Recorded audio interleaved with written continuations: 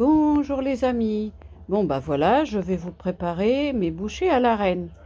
Donc dans une pâte feuilletée, j'ai coupé des ronds de pâte. Voilà, vous voyez, des petits ronds de pâte. Et là, je les assemble l'un au-dessus de l'autre avec du beurre fondu et un jaune d'œuf pour les coller. Voilà. Et voilà les amis, prêts à enfourner. Alors, pendant que mes petites bouchées sont parties, la pâte est partie au four, je vais faire une béchamel. Donc du beurre, de la farine, vous laissez fondre le beurre, vous rajoutez la farine et vous liez avec du lait. Voilà, et vous ajoutez du gruyère.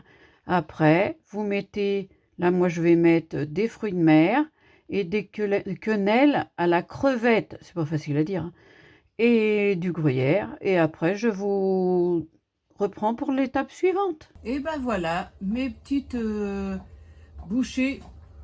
Je vous ai montré la façon de les faire. Donc les voilà, elles sont sorties du four. Donc je coupe un petit chapeau qui est là. Je tasse le feuilletage et je vais mettre le mélange dans chaque pour garnir chaque petite bouchée à la reine. Voilà. À tout à l'heure. Voilà les amis, je continue, donc je remplis mes petits contenants, voilà, je tasse bien pour qu'il y en ait assez dedans, parce que ça, avec une petite salade, un délice, voilà, vous entendez déjà Philou qui se régale, rien que de les voir.